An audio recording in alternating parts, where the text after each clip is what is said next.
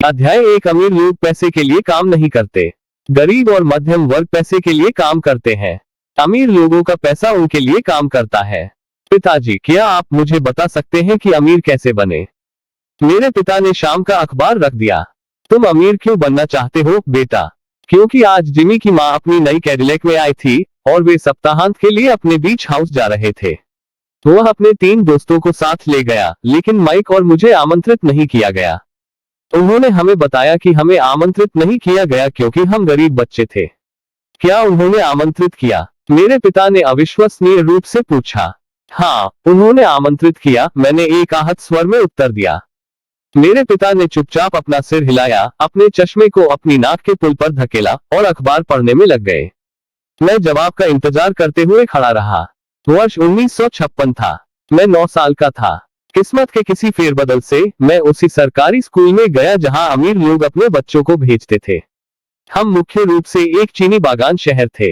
बागान के प्रबंधक और अन्य अमीर लोग जैसे डॉक्टर, व्यवसाय और बैंकर अपने बच्चों को इस प्राथमिक विद्यालय में भेजते थे। छठी कक्षा के बाद उनके बच्चों को आमतौर पर निजी स्कूलों में भेज दिया जाता था। चूंकि मेरा परिवार सड़क के एक तरफ रहता था, इसलिए मैं इस स्कूल में गया। अगर मैं सड़क के दूसरी तरफ रहता तो मैं अपने जैसे परिवारों के बच्चों के साथ एक अलग स्कूल में जाता। छठी कक्षा के बाद ये बच्चे और मैं सरकारी इंटरमीडिएट और हाई स्कूल में चले गए। उनके लिए या मेरे लिए कोई निजी स्कूल नहीं था। मेरे पिताजी ने आखिरकार पेपर रख दिया। मैं समझ सकता था कि वे क्या सोच रहे थे। अच्छा बेटा, उन्होंने धीरे से कहा, अगर तुम अमीर बनना चाहते हो तो तुम्हें पैसा कमाना सीखना होगा। मैं पैसा कैसे कमा सकता हूँ? मैंने पूछा। ठीक है, अपने दिमाग का इस्तेमाल करो बेटा, उसने मुस्कुराते हुए कहा। तब भी मुझे पता था कि इसका मतलब वास्तव में यह था, मैं तुम्हें बस इतना ही बताने जा रहा हूँ, या मुझे जवाब नहीं पता, इसलिए मुझे शर्मिंदा मत करो।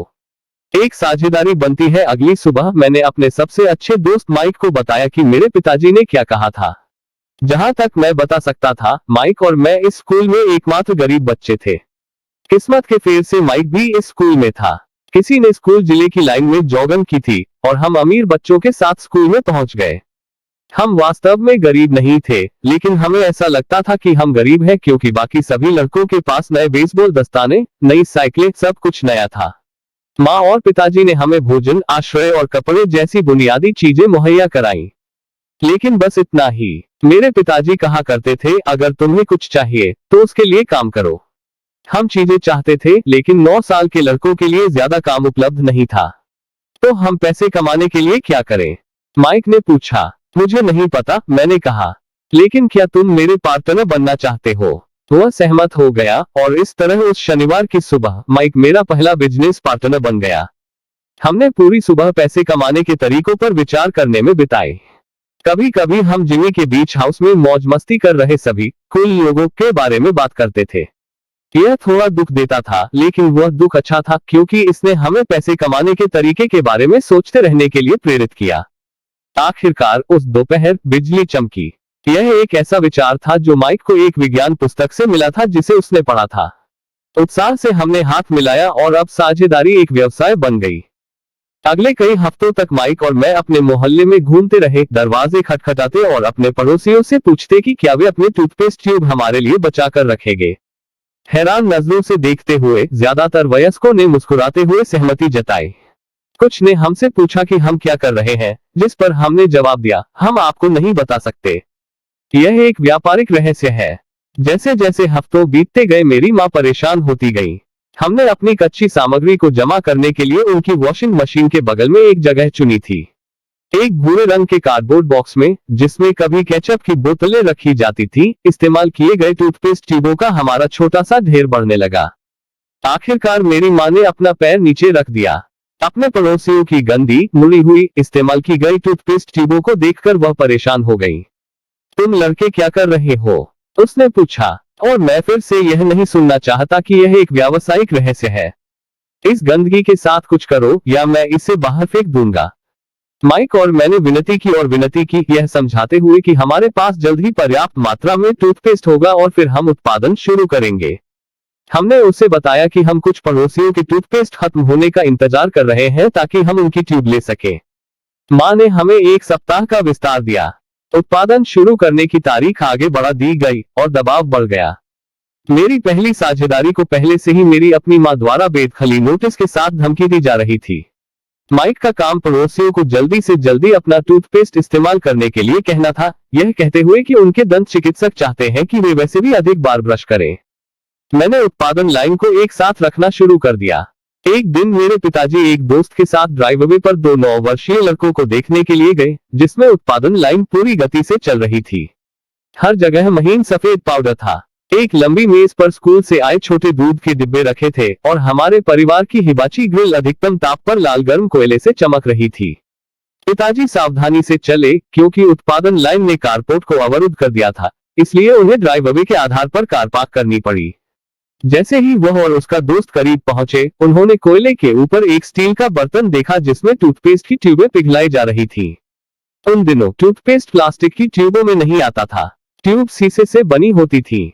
इसलिए एक बार जब पेंट जल जाता था तो ट्यूबों को छोटे स्टील के बर्तन में डाल दिया जाता था। वे तब तक पिघलते रहे जब तक वे तरल नहीं हो गए, और मेरी माँ के पॉट होल्डर्स के साथ हमने दूध के डिब्बों के शीर्ष पर एक छोटे से छेद के माध्यम से शीशा डाला। दूध के डिब्बे प्लास्टर ऑफ पेरिस से भरे हुए थे। हर जगह सफेद पाउडर था। जल्दबाजी में मैंने बैग गिरा दिया था और पूरा इलाका ऐसा लग रहा था जैसे बर्फीले तूफान ने उसे तबाह कर दिया हो। दूध के डिब्बे प्लास्टर ऑफ पेरिस के सांचों के बाहरी कंटेनर थे। मेरे पिता और उनके दोस्त ने देखा कि हम प्लास्टर ऑफ पेरिस क्यूब के ऊपर एक छोटे से छेद में पिघले हुए शीशे को सावधानी से डाल रहे थे। सावधानी से, मेरे पिता ने कहा। मैंने बिना ऊपर देखे सिर हिला दिया। आखिरकार जब डालना पूरा हो गया तो मैंने स्टील का बर्तन नीचे रख दिया और अपने पिता की तरफ मुस्कुराया। तुम लड़के क्या कर रहे हो? उन्होंने सावधानी से मुस्कुराते हुए पूछा। हम वही कर रहे हैं जो तुमने मुझे करने के लिए कहा था। हम अमीर बनने जा रहे हैं, मैंने कहा। हाँ, माइक ने मुस्कुराते हुए और सिर हिलाते हुए कहा। हम भागीदार हैं। और उन प्लास्टर के सांचों में क्या है? मेरे पिता ने पूछा। देखो, मैंने कहा, यह एक अच्छा बैच होना चाहिए। एक छोटे से हथौड़े से मैंने उस सील पर टैप किया जिसने क्यूब को आधे में विभाजित किया था। सावधानी से मैंने प्लास्टर मोल्ड के ऊपरी आधे हिस्से को खींचा और एक लेड निकल बाहर गिर गया। ओह नहीं, मेरे पिताजी ने कहा। तुम लेड से निकल बना रहे हो। यह सही है, माइक ने कहा। हम वैसा ही कर रहे हैं जैसा तुमने हमें करने के लिए कहा था। हम पैसे कमा रहे हैं। मेरे पिताजी के दोस्त ने मुड़कर जोर से हंस दिया। मेरे पिताजी मुस्कुराए और अपना सिर हिलाया। आग और इस्तेमाल किए गए टूथपेस्ट ट्यूबों के एक बॉक्स के साथ उनके सामने सफेद धूल से ढके 2 छोटे लड़के थे जो कान से कान तक मुस्कुरा रहे थे। उन्होंने हमें सब कुछ नीचे रखने और हमारे घर की सामने की सीढ़ी पर उनके साथ बैठने के लिए कहा। मुस्कुराते हुए उन्होंने धीरे से समझाया कि नकली शब्द का क्या मतलब है। हमारे सपने टूट गए। क्या आपका मतलब है कि यह अवैध है? माइक ने कांपती हुई आवाज में पूछा। उन्हें जाने दो, मेरे पिताजी के दोस्त ने कहा। हो सकता है कि वे कोई प्राकृतिक प्रतिभा विकसित कर रहे हो। मेरे पिताजी ने उसे घूर कर देखा। हाँ, यह अवैध है, मेरे पिताजी ने धीरे से कहा। लेकिन तुम लड़कों ने बहुत रचनात्मकता और मौलिक विचार दिखाए हैं। आगे बढ़ते रहो, मुझे तुम पर बहुत गर्व है। निराश होकर माइक और मैं लगभग 20 मिनट तक चुपचाप बैठे रहे। फिर हमने अपनी गंदगी साफ करना शुरू किया। व्यवसाय उद्घाटन के दिन ही खत्म हो गया था। पाउडर को झाड़ते हुए मैंने माइक की ओर देखा और कहा, मुझे लगता है कि जिमी और उसके दोस्त सही है। हम गरीब हैं। जब मैंने यह कहा तो मेरे पिताजी जा रहे थे। लड़कों, उन्होंने कहा, आप तभी गरीब हैं जब आप हार मान लेते हैं। सबसे महत्वपूर्ण बात यह है कि आपने कुछ किया है। ज्यादातर लोग सिर्फ बातें करते हैं और अमीर बनने का सपना देखते हैं। आपने कुछ किया है। मुझे आप दोनों पर बहुत गर्व है। मैं फिर से कहूंगा, चलते रहो, हार मत मानो। माइक और मैं चुपचाप खड़े रहे। वे अच्छे शब्द थे, लेकिन हमें अभी भी नहीं पता था कि क्या करना है। तो आप अमीर क्यों नहीं हैं, पिताजी? मैंने पूछा। क्योंकि मैंने एक स्कूल टीचर बनना चुना। स्कूल टीचर वास्तव में अमीर होने के बारे में नहीं सोचते। हमें बस पढ़ाना पसंद है। काश मैं आपकी मदद कर पाता, लेकिन मैं वास्तव में नहीं जानता कि पैसे कैसे कमाए जाते हैं। माइक और मैं मुड़े और अपनी सफाई जारी रखी। मुझे पता है, मेरे पिताजी ने कहा। अगर तुम लड़के अमीर बनना सीखना चाहते हो तो मुझसे मत पूछो। अपने पिताजी से बात करो, माइक। मेरे पिताजी? माइक ने सिकुड़े हुए चेहरे से पूछा। हाँ, तुम्हारे पिताजी, मेरे पिताजी ने मुस्कुराते हुए दोहराया। तुम्हारे पिताजी और मेरे पास एक ही बैंकर है और वह तुम्हारे पिताजी की बहुत तारीफ करता है। उसने मुझे कई बार बताया है कि जब पैसे कमाने की बात आती है तो तुम्हारे पिताजी बहुत बढ़िया है। मेरे पिताजी, माइक ने अविश्वास में फिर पूछा। तो फिर हमारे पास स्कूल के अमीर बच्चों की तरह अच्छी कार और अच्छा घर क्यों नहीं है? एक अच्छी कार और एक अच्छा घर का मतलब यह नहीं है कि तुम अमीर हो या तुम पैसे कमाना जानते हो, मेरे पिताजी ने जवाब दिया। जिमी के पिता चीनी बागान में काम करते हैं। वे मुझसे बहुत अलग नहीं है। वे एक कंपनी में काम करते हैं और मैं सरकार के लिए काम करता हूँ। कंपनी उनके लिए कार खरीदती है। चीनी कंपनी वित्तीय संकट में है और जिमी के पिता के पास जल्द ही कुछ भी नहीं रह जाएगा। आपके पिता अलग हैं, माइक। ऐसा लगता है कि वे एक साम्राज्य का निर्माण कर रहे हैं और मुझे लगता है कि कुछ सालों में वे बहुत अमीर आदमी बन जाएंगे। इसके साथ ही माइक और मैं फिर से उत्साहित हो गए। नए जोश के साथ हमने अपने अब बंद हो चुके पहले व्यवसाय के कारण हुई गंदगी को साफ करना शुरू कर दिया। सफाई करते समय हमने योजना बनाई कि माइक के पिता से कैसे और कब बात करनी है। समस्या यह थी कि माइक के पिता लंबे समय तक काम करते थे और अक्सर देर तक घर नहीं आते थे। उनके पिता के पास गोदाम, एक निर्माण कंपनी, दुकानों की एक श्रृंखला और 3 रेस्तरां थे। रेस्तरां ही थे जो उन्हें देर तक बाहर रहने से रोकते थे। जब हमने सफाई पूरी कर ली तो माइक ने घर के लिए बस पकड़ी। वह उस रात घर आने पर अपने पिता से बात करने वाला था और उनसे पूछने वाला था कि क्या वे हमें अमीर बनना सिखाएंगे। माइक ने वादा किया कि वह अपने पिता से बात करने के तुरंत बाद फोन करेगा, भले ही देर हो जाए। रात से 8 बजे फोन बजा। ठीक है, मैंने कहा। अगले शनिवार मैंने फोन रख दिया। माइक के पिता हमसे मिलने के लिए सहमत हो गए थे। शनिवार को मैंने शहर के गरीब इलाके में सुबह से 7 बजे की बस पकड़ी। सबक शुरू हुआ। माइक और मैं उस सुबह 8 बजे उसके पिता से मिले। वह पहले से ही व्यस्त था, 1 घंटे से अधिक समय से काम पर था। जब मैं उसके साधारण, छोटे और साफ सुथरे घर की ओर बढ़ा तो उसका निर्माण पर्यवेक्षक अपनी पिकअप ट्रक में बैठकर जा रहा था। माइक ने मुझे दरवाजे पर ही पा लिया। पिताजी फोन पर हैं और उन्होंने पीछे के बरामदे में इंतजार करने को कहा है, माइक ने दरवाजा खोलते हुए कहा। जैसे ही मैंने पुराने घर की दहलीज पार की, पुराना लकड़ी का फर्श चरमरा उठा। दरवाजे के अंदर एक सस्ता चटाई बिछा हुआ था। चटाई फर्श पर पड़े अनगिनत कदमों के निशान छिपाने के लिए थी। हालांकि यह साफ था, लेकिन इसे बदलने की जरूरत थी। जब मैं सनकरे लिविंग रूम में दाखिल हुआ तो मुझे घुटन महसूस हुई जो पुराने, बासी और भरे हुए फर्नीचर से भरा हुआ था, जो आज संग्रह करने वालों की वस्तुएं होंगी। सोफे पर 2 महिलाएं बैठी थीं, दोनों ही थोड़ी बड़ी थीं। मेरी माँ से उम्र में बड़े। महिलाओं के सामने कामगारों के कपड़े पहने एक आदमी बैठा था। उसने खाकी पैंट और खाकी कमीज पहनी थी, बड़े करीने से प्रेस की हुई लेकिन बिना स्टार्च वाली, और पॉलिश किए हुए काम के जूते। वह मेरे पिता से लगभग 10 साल बड़ा था। जब माइक और मैं उनके पीछे से पीछे के बरामदे की ओर बढ़े तो वे मुस्कुराए। मैंने भी शर्म से मुस्कुराते हुए जवाब दिया। वे लोग कौन हैं? मैंने पूछा। ओह, वे मेरे पिता के लिए काम करते हैं। बूढ़ा आदमी अपने गोदाम चलाता है और महिलाएं रेस्तरां की प्रबंधक है। और जैसे ही तुम पहुंचे, तुमने निर्माण पर्यवेक्षक को देखा जो यहाँ से लगभग 50 मील दूर एक सड़क परियोजना पर काम कर रहा था। उसका दूसरा पर्यवेक्षक जो घरों का एक ट्रैक बना रहा है, तुम्हारे यहाँ पहुंचने से पहले ही चला गया। क्या यह हमेशा होता रहता है? मैंने पूछा। हमेशा नहीं, लेकिन अक्सर, माइक ने मुस्कुराते हुए कहा और मेरे बगल में बैठने के लिए एक कुर्सी खींची। माइक ने कहा, मैंने अपने पिता से पूछा कि क्या वे हमें पैसे कमाना सिखाएंगे। ओह, और उन्होंने इस पर क्या कहा? मैंने सावधानी से जिज्ञासा से पूछा। ठीक है, पहले तो उनके चेहरे पर अजीब भाव था और फिर उन्होंने कहा कि वे हमें एक प्रस्ताव देंगे। ओह, मैंने अपनी कुर्सी को दीवार से सटाते हुए कहा। मैं कुर्सी के 2 पिछले पैरों पर बैठ गया। माइक ने भी यही किया।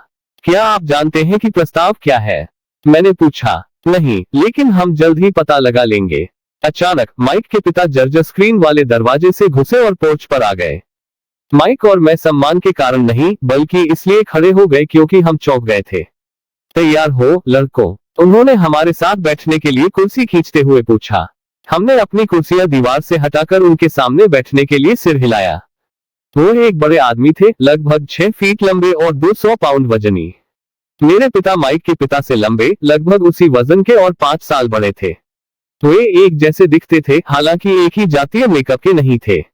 शायद उनकी ऊर्जा समान थी। माइक कहता है कि आप पैसा कमाना सीखना चाहते हैं। क्या यह सही है, रॉबर्ट? मैंने जल्दी से अपना सिर हिलाया, लेकिन थोड़ी घबराहट के साथ। उनके शब्दों और मुस्कान के पीछे बहुत ताकत थी। ठीक है, यह मेरा प्रस्ताव है। मैं तुम्हें पढ़ाऊंगा, लेकिन मैं इसे कक्षा शैली में नहीं करूंगा। तुम मेरे लिए काम करो, मैं तुम्हें पढ़ाऊंगा। तुम मेरे लिए काम नहीं करते, मैं तुम्हें नहीं पढ़ाऊंगा। अगर तुम काम करोगे तो मैं तुम्हें तेजी से पढ़ा सकता हूँ, और अगर तुम बस बैठकर सुनना चाहते हो जैसे तुम स्कूल में करते हो, तो मैं अपना समय बर्बाद कर रहा हूँ। यह मेरा प्रस्ताव है। इसे स्वीकार करो या छोड़ दो। क्या मैं पहले एक सवाल पूछ सकता हूँ? मैंने पूछा। नहीं, इसे स्वीकार करो या छोड़ दो। मेरे पास करने के लिए बहुत काम है, इसलिए मैं अपना समय बर्बाद नहीं कर सकता। अगर तुम निर्णायक रूप से अपना मन नहीं बना सकते, तो तुम कभी भी पैसा कमाना नहीं सीख पाओगे। अवसर आते हैं और चले जाते हैं। यह जानना कि कब त्वरित निर्णय लेना है, एक महत्वपूर्ण कौशल है। तुम्हारे पास वह अवसर है जिसके लिए तुमने कहा था। स्कूल शुरू हो रहा है, या यह 10 सेकंड में खत्म हो जाएगा, माइक के पिता ने चिढ़ाने वाली मुस्कान के साथ कहा। ले लो, मैंने कहा। ले लो, माइक ने कहा। अच्छा, माइक के पिता ने कहा। श्रीमती मार्टिन 10 मिनट में आ जाएंगी। जब मैं उनसे बात कर लूं, तो तुम उनके साथ मेरे सुपरीट के पास चले जाओगे और तुम काम करना शुरू कर सकते हो। मैं तुम्हें प्रति घंटे 10 सेंट दूंगा, और तुम हर शनिवार को 3 घंटे काम करोगे। लेकिन आज मेरा सॉफ्टबॉल खेल है, मैंने कहा। माइक के पिता ने अपनी आवाज को सख्त कर लिया। ले लो या छोड़ दो, उन्होंने कहा। मैं ले लूंगा। मैंने खेलने के बजाय काम करना और सीखना चुना। 30 सेंट बाद में। उस दिन सुबह 9 बजे तक माइक और मैं श्रीमती मार्टिन के लिए काम कर रहे थे। वो एक दयालु और धैर्यवान महिला थी। वह हमेशा कहती थी कि माइक और मैं उन्हें उनके 2 बड़े बेटों की याद दिलाते हैं। हालांकि वह दयालु थी, लेकिन वह कड़ी मेहनत में विश्वास करती थी और हमें आगे बढ़ने के लिए प्रेरित करती थी। हमने डिब्बाबंद सामान को अलमारियों से हटाने में 3 घंटे बिताए। धूल को हटाने के लिए प्रत्येक डिब्बे को पंख वाले डस्टर से साफ किया, और फिर उन्हें बड़े करीने से फिर से स्टैक किया। यह बेहद उबाऊ काम था। माइक के पिता, जिन्हें मैं अपना अमीर पिता कहता हूँ, के पास 9 छोटे सुपरीट थे, जिनमें से प्रत्येक में एक बड़ा पार्किंग स्थल था। वे 7-11 सुविधा स्टोर के शुरुआती संस्करण थे, छोटे पड़ोस के किराने की दुकानें जहां लोग दूध, ब्रेड, मक्खन और सिगरेट जैसी चीजें खरीदते थे। समस्या यह थी कि यह हवाई था जब एयर कंडीशनिंग का व्यापक रूप से उपयोग नहीं किया जाता था, और स्टोर गर्मी के कारण अपने दरवाजे बंद नहीं कर सकते थे। स्टोर के 2 तरफ दरवाजे सड़क और पार्किंग स्थल की ओर खुले होने चाहिए थे। हर बार जब कोई कार पार्किंग स्थल से गुजरती या आती, तो धूल उड़ती और स्टोर में जम जाती। हम जानते थे कि जब तक एयर कंडीशनिंग नहीं है, तब तक हमारे पास काम है। 3 हफ्तों तक माइक और मैं श्रीमती मार्टिन के पास रिपोर्ट करते रहे और 3 घंटे काम करते रहे। दोपहर तक हमारा काम खत्म हो गया, और उन्होंने हम दोनों के हाथों में 3 छोटे सिक्के डाल दिए। अब 1950 के दशक के मध्य में 9 साल की उम्र में भी 30 सेंट बहुत रोमांचक नहीं थे। उस समय कॉमिक पुस्तकों की कीमत 10 सेंट थी, इसलिए मैं आमतौर पर अपना पैसा कॉमिक पुस्तकों पर खर्च करता था और घर चला जाता था। चौथे सप्ताह के बुधवार तक मैं नौकरी छोड़ने के लिए तैयार था। मैंने सिर्फ इसलिए काम करना स्वीकार किया था क्योंकि मैं माइक के पिता से पैसे कमाना सीखना चाहता था, और अब मैं 10 सेंट प्रति घंटे के हिसाब से गुलाम था। इसके अलावा मैंने उस पहले शनिवार के बाद से माइक के पिता को नहीं देखा था। मैं नौकरी छोड़ रहा हूँ, मैंने दोपहर के भोजन के समय माइक से कहा। स्कूल उबाऊ था, और अब मेरे पास आगे देखने के लिए शनिवार भी नहीं था। लेकिन ये 30 सेंट ही थे जो मुझे वास्तव में परेशान कर रहे थे। इस बार माइक मुस्कुराया। तुम किस बात पर हंस रहे हो? मैंने गुस्से और निराशा के साथ पूछा। पिताजी ने कहा था कि ऐसा होगा। उन्होंने कहा कि जब तुम नौकरी छोड़ने के लिए तैयार हो जाओ तो उनसे मिलो। क्या? मैंने गुस्से से कहा। वह मेरे थक जाने का इंतजार कर रहे हैं। कुछ हद तक, माइक ने कहा। पिताजी थोड़े अलग हैं। वह तुम्हारे पिता की तरह नहीं पढ़ाते। तुम्हारे मम्मी पापा बहुत व्याख्यान देते हैं। मेरे पिता शांत हैं और कम बोलते हैं। तुम बस इस शनिवार तक इंतजार करो। मैं उन्हें बता दूंगा कि तुम तैयार हो। क्या मतलब है कि मुझे फंसाया गया है? नहीं, सच में नहीं, लेकिन हो सकता है। पिताजी शनिवार को समझाएंगे। शनिवार को लाइन में इंतजार करते हुए मैं माइक के पिता का सामना करने के लिए तैयार था। यहाँ तक कि मेरे असली पिता भी उनसे नाराज थे। मेरे असली पिता, जिन्हें मैं गरीब कहता हूँ, ने सोचा कि मेरे अमीर पिता बाल श्रम कानूनों का उल्लंघन कर रहे हैं और उनकी जांच होनी चाहिए। मेरे शिक्षित गरीब पिता ने मुझसे कहा कि मैं जो चाहता हूँ वही मांगूं, कम से कम 25 सेंट प्रति घंटा। मेरे बेचारे पिताजी ने मुझसे कहा कि अगर मुझे वेतन वृद्धि नहीं मिली तो मुझे तुरंत नौकरी छोड़ देनी चाहिए। वैसे भी तुम्हें उस शापित नौकरी की जरूरत नहीं है, मेरे बेचारे पिताजी ने आक्रोश के साथ कहा। शनिवार की सुबह 8 बजे मैं माइक के घर के दरवाजे से अंदर गया। जब माइक के पिताजी ने उसे खोला, बैठो और लाइन में प्रतीक्षा करो, उन्होंने मेरे अंदर प्रवेश करते ही कहा। वह मुड़े और बेडरूम के बगल में अपने छोटे से कार्यालय में गायब हो गए। मैंने कमरे में इधर उधर देखा और माइक को कहीं नहीं देखा। अजीब महसूस करते हुए मैं सावधानी से उन्हीं दो महिलाओं के बगल में बैठ गया जो 4 सप्ताह पहले वहां थी। वे मुस्कुराई और मेरे लिए जगह बनाने के लिए सोफे से नीचे खिसक गई।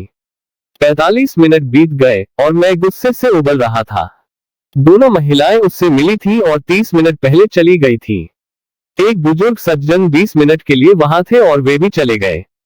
घर खाली था और मैं एक खूबसूरत धूप वाले हवायन दिन में एक नम अंधेरे लिविंग रूम में बैठा था, एक कंजूस से बात करने का इंतजार कर रहा था जो बच्चों का शोषण करता था। मैं उसे दफ्तर में इधर उधर भागते, फोन पर बात करते और मुझे अनदेखा करते हुए सुन सकता था। मैं बाहर निकलने के लिए तैयार था लेकिन किसी कारण से मैं रुक गया। आखिरकार 15 मिनट बाद ठीक 9 बजे अमीर पिताजी अपने दफ्तर से बाहर चले गए, कुछ नहीं कहा और अपने हाथ से मुझे अंदर आने का इशारा किया। मैं समझता हूँ कि तुम वेतन वृद्धि चाहते हो या तुम नौकरी छोड़ दोगे, अमीर पिताजी ने अपने दफ्तर की कुर्सी पर घूमते हुए कहा। ठीक है, तुम अपने वादे पर खरे नहीं उतर रहे हो, मैंने लगभग आंसू बहाते हुए कहा। एक वयस्क से भिड़ना मेरे लिए वाकई डरावना था।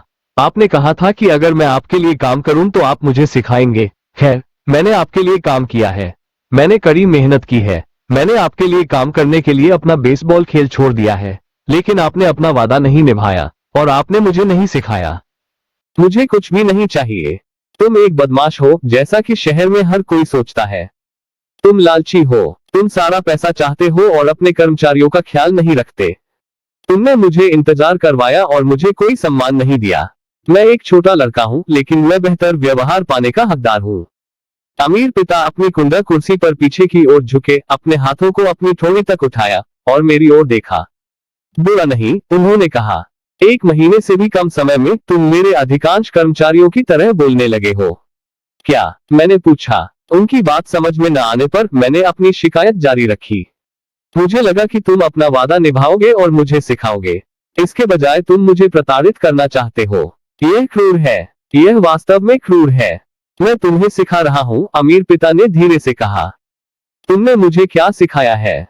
कुछ भी नहीं, मैंने गुस्से से कहा। जब से मैंने मूंगफली के लिए काम करना स्वीकार किया है तब से तुमने मुझसे एक बार भी बात नहीं की है। 10 सेंट प्रति घंटा। हाँ, मुझे तुम्हारे बारे में सरकार को सूचित करना चाहिए।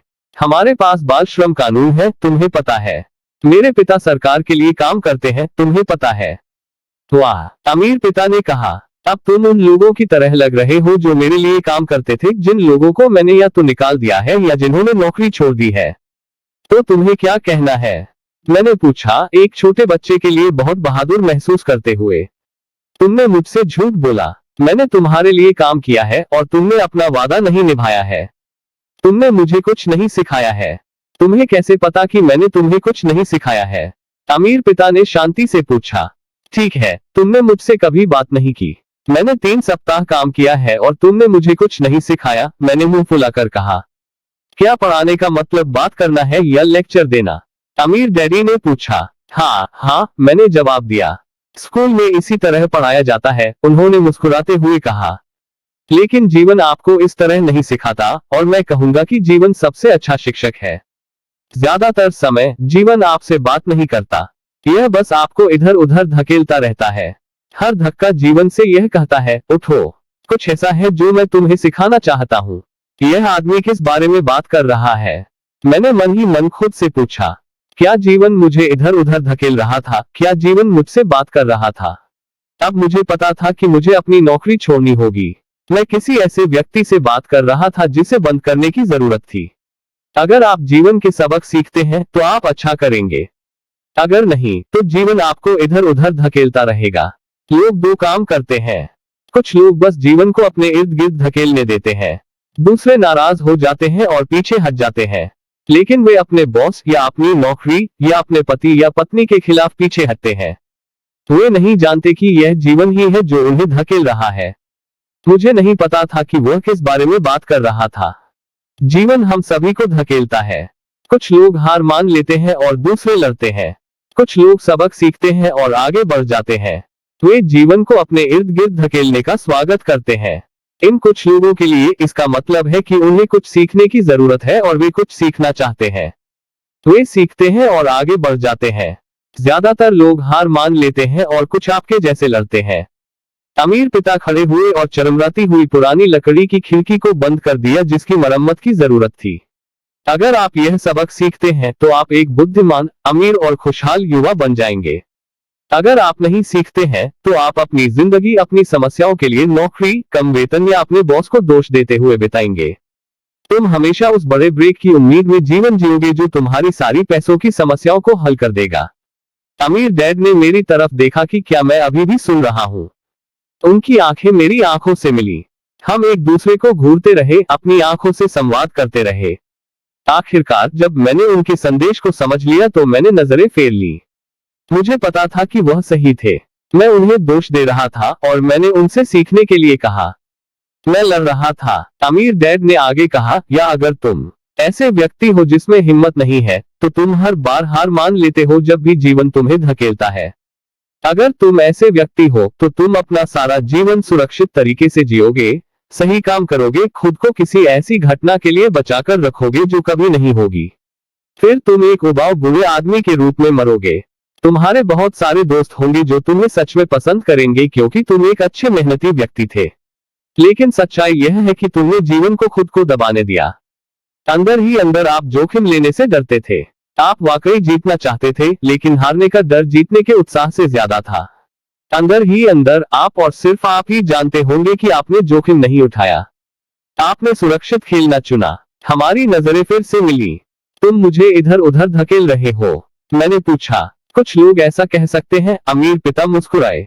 मैं तो यही कहूंगा कि मैंने तुम्हें बस जिंदगी का स्वाद चखाया है। जिंदगी का कौन सा स्वाद?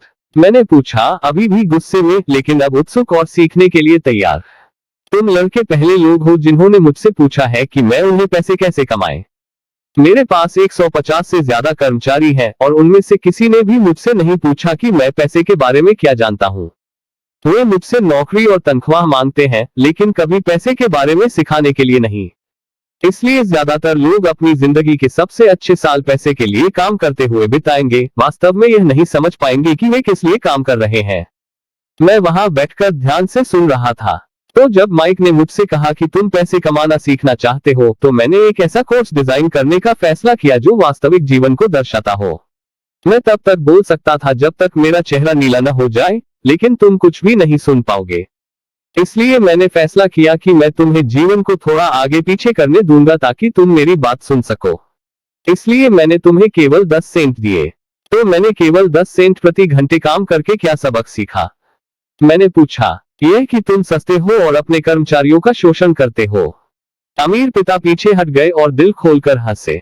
अंत में उन्होंने कहा, बेहतर होगा कि तुम अपना नजरिया बदल लो। मुझे दोष देना और यह सोचना बंद करो कि मैं ही समस्या हूँ। अगर तुम्हें लगता है कि मैं ही समस्या हूँ तो तुम्हें मुझे बदलना होगा। अगर तुम्हें एहसास हो कि तुम ही समस्या हो तो तुम खुद को बदल सकते हो, कुछ सीख सकते हो और समझदार बन सकते हो।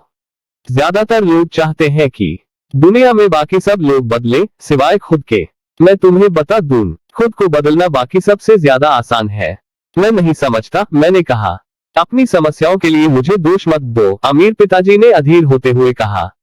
लेकिन तुम मुझे सिर्फ 10 सेंट देते हो, तो तुम क्या सीख रहे हो? अमीर पिताजी ने मुस्कुराते हुए पूछा।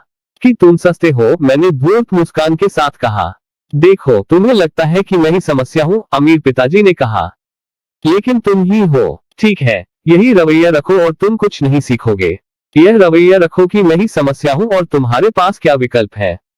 ठीक है, अगर तुम मुझे ज्यादा वेतन नहीं दोगे या मुझे ज्यादा सम्मान नहीं दोगे और मुझे नहीं सिखाओगे तो मैं नौकरी छोड़ दूंगा। ठीक कहा, अमीर पिता ने कहा। और यही तो ज्यादातर लोग करते हैं। वे नौकरी छोड़ देते हैं और दूसरी नौकरी, बेहतर अवसर और ज्यादा वेतन की तलाश में निकल पड़ते हैं। वास्तव में यह सोचकर कि इससे समस्या हल हो जाएगी।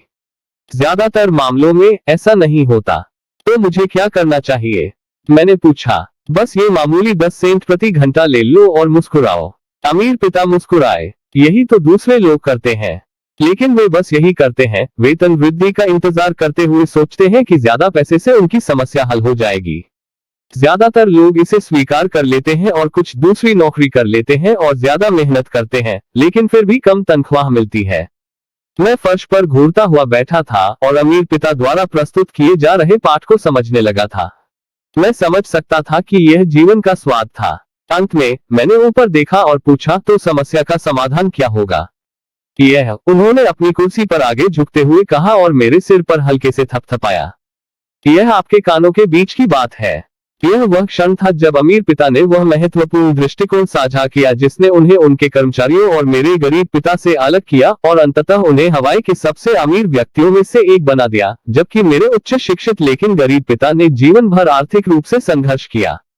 यह एक ऐसा दृष्टिकोण था जिसने जीवन भर में बहुत अंतर पैदा किया। अमीर पिता ने इस दृष्टिकोण को बार बार समझाया, जिसे मैं पहला पाठ कहता हूँ। गरीब और मध्यम वर्ग पैसे के लिए काम करते हैं, अमीरों के पास पैसा उनके लिए काम करता है। उस उजले शनिवार की सुबह मैंने अपने गरीब पिता द्वारा सिखाए गए दृष्टिकोण से बिल्कुल अलग दृष्टिकोण सीखा। 9 साल की उम्र में मुझे समझ में आया कि दोनों पिता चाहते थे कि मैं पढ़ूं। दोनों पिताओं ने मुझे पढ़ने के लिए प्रोत्साहित किया, लेकिन एक जैसी चीजें नहीं। मेरे उच्च शिक्षित पिता ने मुझे वही करने की सलाह दी जो उन्होंने किया। बेटा, मैं चाहता हूं कि तुम कड़ी मेहनत से पढ़ाई करो, अच्छे ग्रेड लाओ, ताकि तुम एक बड़ी कंपनी में एक सुरक्षित नौकरी पा सको और सुनिश्चित करो कि उसमें बेहतरीन लाभ हो। मेरे अमीर पिता चाहते थे कि मैं सीखूं कि पैसा कैसे काम करता है ताकि मैं इसे अपने लिए काम में ला सकूं। ये सबक मैं जीवन भर उनके मार्गदर्शन से सीखूंगा, न कि किसी कक्षा में। मेरे अमीर पिता ने मेरा पहला पाठ जारी रखा। मुझे खुशी है कि तुम 10 सेंट प्रति घंटे काम करने पर गुस्सा हुए। अगर तुम गुस्सा नहीं होते और बस इसे स्वीकार कर लेते, तो मुझे तुम्हें बताना पड़ता कि मैं तुम्हें नहीं सिखा सकता। तुम देखो, सच्ची शिक्षा के लिए ऊर्जा, जुनून और तीव्र इच्छा की आवश्यकता होती है। क्रोध उस सूत्र का एक बड़ा हिस्सा है, क्योंकि जुनून क्रोध और प्रेम का संयोजन है। जब पैसे की बात आती है, तो ज्यादातर लोग सुरक्षित खेलना चाहते हैं और सुरक्षित महसूस करना चाहते हैं। इसलिए जुनून उन्हें निर्देशित नहीं करता, डर करता है। तो क्या यही वजह है कि वे कम वेतन वाली नौकरी करेंगे? मैंने पूछा। हाँ, अमीर पिता ने कहा। कुछ लोग कहते हैं कि मैं लोगों का शोषण करता हूँ क्योंकि मैं चीनी बागान या सरकार जितना भुगतान नहीं करता। मैं कहता हूँ कि लोग खुद का शोषण करते हैं। यह उनका डर है, मेरा नहीं। लेकिन क्या आपको नहीं लगता कि आपको उन्हें अधिक भुगतान करना चाहिए? मैंने पूछा। मुझे ऐसा करने की जरूरत नहीं है, और इसके अलावा ज्यादा पैसे से उनकी समस्याएं हल नहीं होंगी। अपने पिता को ही देख लीजिए। वे बहुत पैसा कमाते हैं और फिर भी वे अपने बिल नहीं चुका पाते। ज्यादातर लोगों को ज्यादा पैसे दिए जाने पर वे सिर्फ और ज्यादा कर्ज में डूब जाते हैं। तो इसीलिए 10 सेंट प्रति घंटा, मैंने मुस्कुराते हुए कहा। यह सबक का एक हिस्सा है। यह सही है, अमीर पिता मुस्कुराए। देखिए, आपके पिता स्कूल गए और उन्होंने बेहतरीन शिक्षा प्राप्त की, इसलिए उन्हें एक अच्छी तनख्वाह वाली नौकरी मिल गई। लेकिन उन्हें अभी भी पैसे की समस्या है क्योंकि उन्होंने स्कूल में पैसे के बारे में कभी कुछ नहीं सीखा। इसके अलावा वे पैसे के लिए काम करने में विश्वास करते हैं। और आप ऐसा नहीं करते? मैंने पूछा। नहीं, वास्तव में नहीं, अमीर पिता ने कहा। अगर तुम पैसे के लिए काम करना सीखना चाहते हो तो स्कूल में रहो। यह सीखने के लिए एक बेहतरीन जगह है। लेकिन अगर तुम सीखना चाहते हो कि पैसे से कैसे काम करवाया जाए, तो मैं तुम्हें यह सिखाऊंगा। लेकिन सिर्फ तभी जब तुम सीखना चाहो। क्या हर कोई यह नहीं सीखना चाहेगा? मैंने पूछा। नहीं, अमीर पिता ने कहा, सिर्फ इसलिए क्योंकि पैसे के लिए काम करना सीखना आसान है, खासकर अगर पैसे के विषय पर चर्चा होने पर डर आपकी प्राथमिक भावना है। मुझे समझ नहीं आया, मैंने वह सिकोड़ते हुए कहा।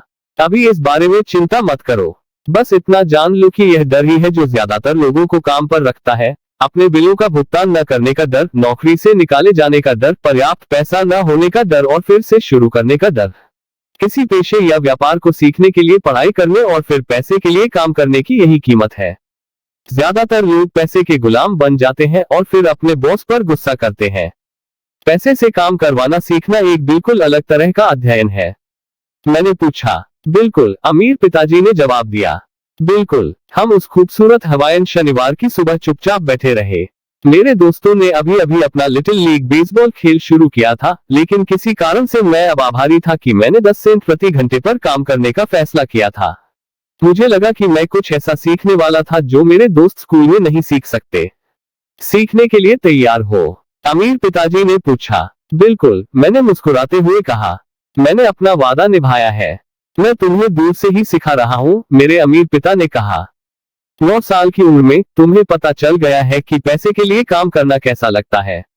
बस अपने पिछले महीने को 50 साल से गुना करो और तुम्हें अंदाजा हो जाएगा कि ज्यादातर लोग अपना जीवन क्या करते हुए बिताते हैं। मैं समझ नहीं पाया, मैंने कहा।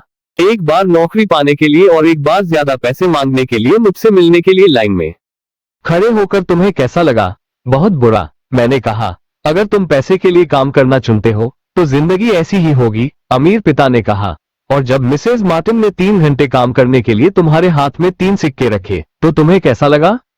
मुझे लगा कि यह पर्याप्त नहीं था। ऐसा लगा कि कुछ भी नहीं है। मैं निराश था, मैंने कहा। और यही वह है जो अधिकांश कर्मचारियों को महसूस होता है जब वे अपने पेचेक को देखते हैं, खासकर सभी कर और अन्य कटौतियों को हटाने के बाद। कम से कम आपको 100% मिला।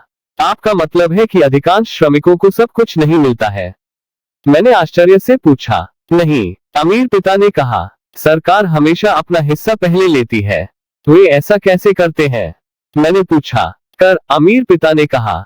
जब आप कमाते हैं तो आप पर कर लगाया जाता है। जब आप खर्च करते हैं तो आप पर कर लगाया जाता है। जब आप बचत करते हैं तो आप पर कर लगाया जाता है। जब आप मरते हैं तो आप पर कर लगाया जाता है। लोग सरकार को ऐसा क्यों करने देते हैं? अमीर लोग ऐसा नहीं करते, अमीर पिता ने मुस्कुराते हुए कहा। गरीब और मध्यम वर्ग के लोग ऐसा करते हैं। मैं शर्त लगाता हूं कि मैं आपके पिता से ज्यादा कमाता हूं, फिर भी वे ज्यादा टैक्स देते हैं। ऐसा कैसे हो सकता है? मैंने पूछा। मेरी उम्र में यह बात मेरे लिए कोई मायने नहीं रखती थी। कोई सरकार को ऐसा क्यों करने देगा?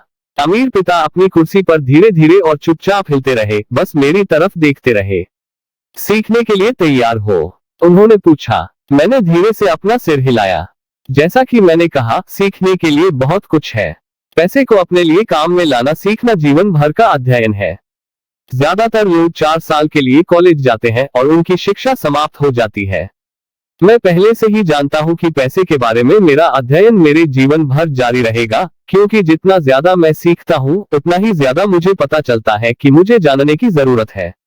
ज्यादातर लोग इस विषय का कभी अध्ययन नहीं करते। वे काम पर जाते हैं, अपना वेतन पाते हैं, अपनी चेकबुक को संतुलित करते हैं और बस। फिर उन्हें आश्चर्य होता है कि उन्हें पैसे की समस्या क्यों है। उन्हें लगता है कि ज्यादा पैसे से समस्या हल हो जाएगी और उन्हें एहसास नहीं होता कि उनकी वित्तीय शिक्षा की कमी ही समस्या है। तो मेरे पिताजी को टैक्स की समस्या इसलिए है क्योंकि उन्हें पैसे की समझ नहीं है। मैंने उलझन में पूछा। देखो, अमीर पिता ने कहा, कर सिर्फ एक छोटा सा हिस्सा है जो यह सीखने का तरीका है कि पैसे से कैसे काम लिया जाए। आज मैं सिर्फ यह जानना चाहता था कि क्या तुम में अभी भी पैसे के बारे में सीखने का जुनून है? ज्यादातर लोगों में नहीं होता। वे स्कूल जाना चाहते हैं, कोई पेशा सीखना चाहते हैं, अपने काम में मजा लेना चाहते हैं और ढेर सारा पैसा कमाना चाहते हैं। एक दिन वे पैसे की बड़ी समस्याओं के साथ जागते हैं और फिर वे काम करना बंद नहीं कर पाते। यह सिर्फ पैसे के लिए काम करना सीखने की कीमत है, बजाय इसके कि पैसे से कैसे काम लिया जाए। तो क्या तुम में अभी भी सीखने का जुनून है? अमीर पिता ने पूछा। मैंने अपना सिर हिलाया। अच्छा, अमीर पिता ने कहा। अब वापस काम पर लग जाओ। इस बार मैं तुम्हें कुछ नहीं दूंगा। क्या? मैंने आश्चर्य से पूछा। तुमने मेरी बात सुनी? कुछ नहीं। तुम हर शनिवार को 3 घंटे काम करोगे, लेकिन इस बार तुम्हें प्रति घंटे 10 सेंट नहीं दिए जाएंगे। तुमने कहा था कि तुम पैसे के लिए काम नहीं करना सीखना चाहते हो, इसलिए मैं तुम्हें कुछ भी नहीं दूंगा। मैं जो सुन रहा था उस पर यकीन नहीं कर पा रहा था। मैंने माइक से पहले ही इस बारे में बात कर ली है और वह पहले से ही मुफ्त में काम कर रहा है, डस्टिंग कर रहा है और डिब्बाबंद सामान को ढेर कर रहा है। बेहतर होगा कि तुम जल्दी से वहां वापस जाओ। यह उचित नहीं है, मैंने चिल्लाया। तुम्हें कुछ भुगतान करना होगा। तुमने कहा था कि तुम सीखना चाहते हो। अगर तुम अभी यह नहीं सीखोगे तो तुम बड़े होकर मेरे लिविंग रूम में बैठी 2 महिलाओं और बुरे आदमी की तरह बन जाओगे, जो पैसे के लिए काम कर रहे हैं और उम्मीद कर रहे हैं कि मैं उन्हें नौकरी से नहीं निकालूंगा। या तुम्हारे पिता की तरह जो बहुत सारा पैसा कमाते हैं और फिर कर्ज में डूब जाते हैं, उम्मीद करते हैं कि ज्यादा पैसे से समस्या हल हो जाएगी। अगर तुम यही चाहते हो तो मैं 10 सेंट प्रति घंटे के अपने पुराने सौदे पर वापस आ जाऊंगा। या तुम वही कर सकते हो जो ज्यादातर वयस्क करते हैं, शिकायत करो कि पर्याप्त वेतन नहीं है, नौकरी छोड़ दो और दूसरी नौकरी की तलाश में जाओ। लेकिन मैं क्या करूं? मैंने पूछा। अमीर पिता ने मेरे सिर पर थपथपाया। इसका इस्तेमाल करो, उन्होंने कहा। अगर तुम इसका सही इस्तेमाल करोगे तो तुम जल्द ही मुझे अवसर देने के लिए धन्यवाद दोगे और तुम एक अमीर आदमी बन जाओगे। मैं वहीं खड़ा रहा, अभी भी यकीन नहीं कर पा रहा था कि मेरे साथ इतना बुरा व्यवहार किया जा रहा है। मैं वेतन वृद्धि मांगने आया था और किसी तरह मैं बिना किसी पैसे के काम कर रहा था। अमीर पिता ने फिर से मेरे सिर पर थपथपाया और कहा, इसका इस्तेमाल करो। अब यहाँ से निकल जाओ और काम पर वापस लौट जाओ।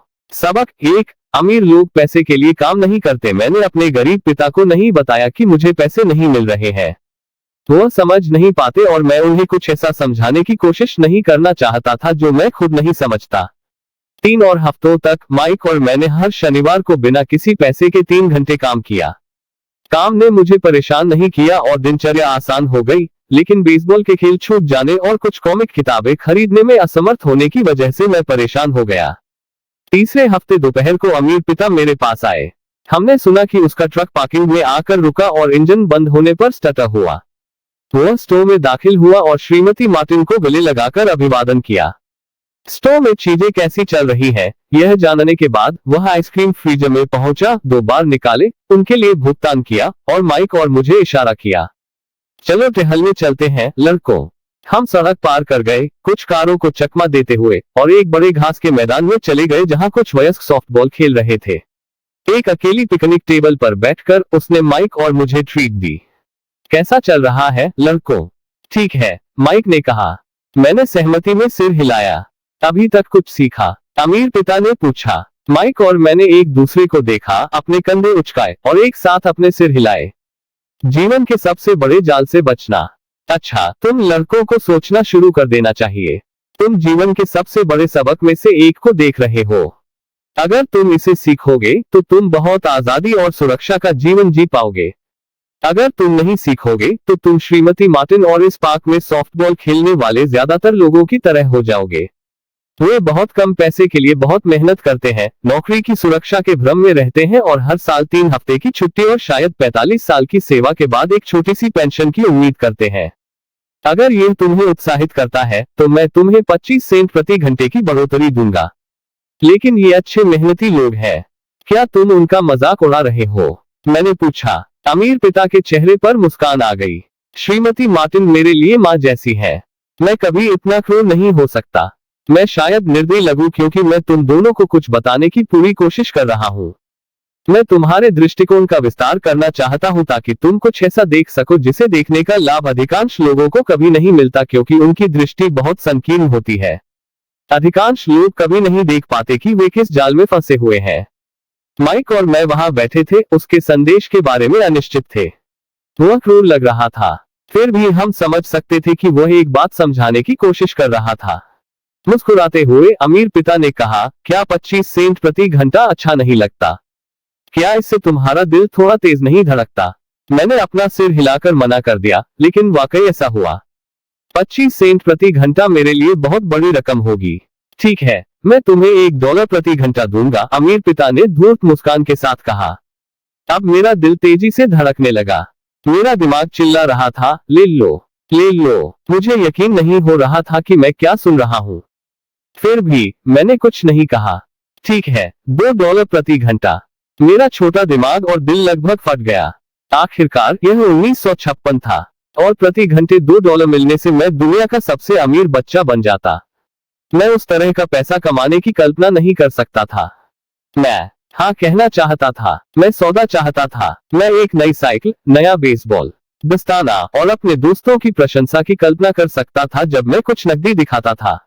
इसके अलावा जिमी और उसके अमीर दोस्त मुझे फिर कभी गरीब नहीं कह सकते थे। लेकिन किसी तरह मेरा मुंह बंद रहा। आइसक्रीम पिघल गई थी और मेरे हाथ से बह रही थी। अमीर पिताजी 2 लड़कों को देख रहे थे जो उनकी ओर देख रहे थे। आंखें खुली हुई थी और दिमाग खाली था। वह हमारा परीक्षण कर रहे थे और उन्हें पता था कि हमारे अंदर एक हिस्सा था। भावनाएं जो सौदा करना चाहती थी। वह समझता था कि हर व्यक्ति की आत्मा का एक कमजोर और जरूरतमंद हिस्सा होता है जिसे खरीदा जा सकता है, और वह जानता था कि हर व्यक्ति की आत्मा का एक हिस्सा ऐसा भी होता है जो लचीला होता है और जिसे कभी खरीदा नहीं जा सकता। यह केवल एक सवाल था कि कौन अधिक मजबूत था। लोगों के जीवन को हमेशा दो भावनाओं द्वारा नियंत्रित किया जाता है, डर और लालच। ठीक है, $5 प्रति घंटा। अचानक मैं चुप हो गया। कुछ बदल गया था। प्रस्ताव बहुत बड़ा और हास्यास्पद था। 1956 में बहुत से वयस्क इससे अधिक नहीं कमाते थे, लेकिन जल्दी ही मेरा प्रलोभन गायब हो गया और शांति छा गई। धीरे धीरे मैं माइक को देखने के लिए अपनी बाईं ओर मुड़ा। उसने मेरी ओर देखा। मेरी आत्मा का जो हिस्सा कमजोर और जरूरतमंद था, वह चुप हो गया। मेरा वह हिस्सा जिसकी कोई कीमत नहीं थी, उसने कब्जा कर लिया। मुझे पता था कि माइक भी उस बिंदु पर पहुंच गया था। अच्छा, अमीर पिताजी ने धीरे से कहा, अधिकांश लोगों की एक कीमत होती है, और उनकी कीमत मानवीय भावनाओं के कारण होती है, जिन्हें डर और लालच कहा जाता है। सबसे पहले, पैसे के बिना होने का डर हमें कड़ी मेहनत करने के लिए प्रेरित करता है, और फिर जब हमें तनख्वाह मिलती है, तो लालच या इच्छा हमें उन सभी अद्भुत चीजों के बारे में सोचने लगती है, जिन्हें पैसे से खरीदा जा सकता है।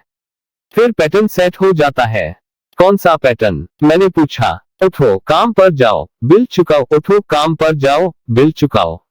लोगों का जीवन हमेशा दो भावनाओं द्वारा नियंत्रित होता है, डर और लालच। उन्हें ज्यादा पैसे दो और वे अपने खर्च को बढ़ाकर इस चक्र को जारी रखते हैं। इसे मैं रेट रेस कहता हूँ। क्या कोई दूसरा तरीका है? माइक ने पूछा। हाँ, अमीर पिता ने धीरे से कहा, लेकिन बहुत कम लोग इसे ढूंढ पाते हैं। और वह तरीका क्या है? माइक ने पूछा। मुझे उम्मीद है कि तुम लड़के मेरे साथ काम और पढ़ाई करते हुए यही सीखोगे। इसीलिए मैंने सभी तरह के वेतन बंद कर दिए हैं। कोई संकेत? माइक ने पूछा। हम कड़ी मेहनत करते करते थक गए हैं, खास तौर पर बिना किसी लाभ के। अच्छा, पहला कदम सच बोलना है, अमीर पिता ने कहा। हम झूठ नहीं बोल रहे हैं, मैंने कहा। मैंने नहीं कहा कि तुम झूठ बोल रहे हो। मैंने कहा था कि सच बोलो, अमीर पिता ने पलटकर जवाब दिया। किस बारे में सच? मैंने पूछा। तुम कैसा महसूस कर रहे हो? अमीर पिता ने कहा। तुम्हें यह किसी और से कहने की जरूरत नहीं है, बस खुद ही इसे स्वीकार करो। तुम्हारा मतलब इस पार्क में रहने वाले लोगों से है, जो लोग तुम्हारे लिए काम करते हैं, श्रीमती मार्टिन, वे ऐसा नहीं करते। मैंने पूछा। मुझे शक है, अमीर पिता ने कहा। इसके बजाय उन्हें पैसे न होने का डर लगता है। वे तार्किक रूप से इसका सामना नहीं करते। वे अपने दिमाग का इस्तेमाल करने के बजाय भावनात्मक रूप से प्रतिक्रिया करते हैं, अमीर पिता ने कहा। फिर उनके हाथ में कुछ पैसे आ जाते हैं और फिर से खुशी, इच्छा और लालच की भावनाएं हावी हो जाती है। और फिर से वे सोचने के बजाय प्रतिक्रिया करते हैं, तो उनकी भावनाएं उनके मस्तिष्क को नियंत्रित करती हैं, माइक ने कहा। यह सही है, अमीर पिता ने कहा। वे जो महसूस करते हैं उसके बारे में सच्चाई को स्वीकार करने के बजाय वे अपनी भावनाओं पर प्रतिक्रिया करते हैं और सोचने में विफल हो जाते हैं। उन्हें डर लगता है, इसलिए वे काम पर जाते हैं, उम्मीद करते हैं कि पैसा उनके डर को शांत कर देगा, लेकिन ऐसा नहीं होता। यह उन्हें परेशान करता रहता है और वे काम पर वापस लौटते हैं, फिर से उम्मीद करते हैं कि पैसा उनके डर को शांत कर देगा, और फिर से ऐसा नहीं होता। डर उन्हें काम करने, पैसा कमाने, काम करने, पैसा कमाने, उम्मीद करते हुए इस जाल में फंसाए रखता है कि डर दूर हो जाएगा। लेकिन हर दिन वे उठते हैं और उनका पुराना डर साथ जाग जाता है। लाखों लोगों के लिए वह पुराना डर पूरी रात जगाए रखता है, जिससे पूरी रात उथल पुथल और चिंता होती है। इसलिए वे उठते हैं और काम पर जाते हैं, उम्मीद करते हैं कि तनख्वाह मिलने से उनकी आत्मा को कुतरने वाला डर खत्म हो जाएगा। पैसा उनके जीवन को चला रहा है और वे इसके बारे में सच बताने से इनकार करते हैं। पैसा उनकी भावनाओं और उनकी आत्माओं को नियंत्रित करता है।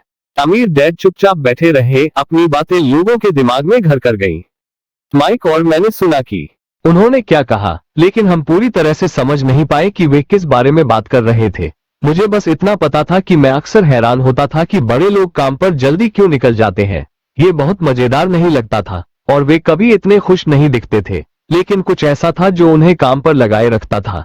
यह महसूस करते हुए कि हमने जितना संभव हो सके उतना समझ लिया है कि वे क्या बात कर रहे थे। अमीर डैड ने कहा, मैं चाहता हूँ कि तुम लड़के उस जाल से बचो। यही मैं तुम्हें सिखाना चाहता हूँ। सिर्फ अमीर बनना नहीं, क्योंकि अमीर होना समस्या का समाधान नहीं है। नहीं, मैंने आश्चर्य से पूछा। नहीं, नहीं, मैं दूसरी भावना को समझाता हूँ, इच्छा। कुछ लोग इसे लालच कहते हैं, लेकिन मैं इच्छा को प्राथमिकता देता हूँ। किसी बेहतर, सुंदर, अधिक मजेदार या रोमांचक चीज की इच्छा करना पूरी तरह से सामान्य है। इसलिए लोग इच्छा के कारण पैसे के लिए भी काम करते हैं। वे पैसे की इच्छा उस खुशी के लिए करते हैं जो उन्हें लगता है कि इससे खरीदी जा सकती है। लेकिन पैसे से मिलने वाली खुशी अक्सर अल्पकालिक होती है और उन्हें जल्द ही अधिक खुशी, अधिक सुख, अधिक आराम और अधिक सुरक्षा के लिए अधिक पैसे की आवश्यकता होती है। इसलिए वे काम करते रहते हैं, यह सोचकर कि पैसा उनकी आत्माओं को शांत करेगा जो डर और इच्छा से परेशान है। लेकिन पैसा ऐसा नहीं कर सकता। क्या अमीर लोग भी ऐसा करते हैं? माइक ने पूछा। अमीर लोग भी शामिल हैं, अमीर पिता ने कहा। वास्तव में बहुत से अमीर लोग अमीर इसलिए नहीं होते क्योंकि वे चाहते हैं, बल्कि इसलिए क्योंकि उन्हें डर होता है। उन्हें लगता है कि पैसा गरीब होने के डर को खत्म कर सकता है, इसलिए वे बहुत सारा पैसा इकट्ठा कर लेते हैं, लेकिन फिर भी उनका डर और भी बढ़ जाता है। अब उन्हें पैसे खोने का डर है। मेरे कुछ दोस्त हैं जो बहुत कुछ होने के बावजूद काम करते रहते हैं। मैं ऐसे लोगों को जानता हूं जिनके पास करोड़ों हैं, लेकिन वे अब गरीब होने से ज्यादा डरते हैं। वे सब कुछ खोने से डरते हैं। जिस डर ने उन्हें अमीर बनने के लिए प्रेरित किया था, वह और भी बढ़ गया है। उनकी आत्मा का वह कमजोर और जरूरतमंद हिस्सा वास्तव में और भी ज्यादा चिल्ला रहा है। वे पैसे से खरीदे गए बड़े घर, कार और शानदार जीवन को खोना नहीं चाहते। उन्हें इस बात की चिंता है कि अगर वे अपना सारा पैसा खो देंगे तो उनके दोस्त क्या कहेंगे।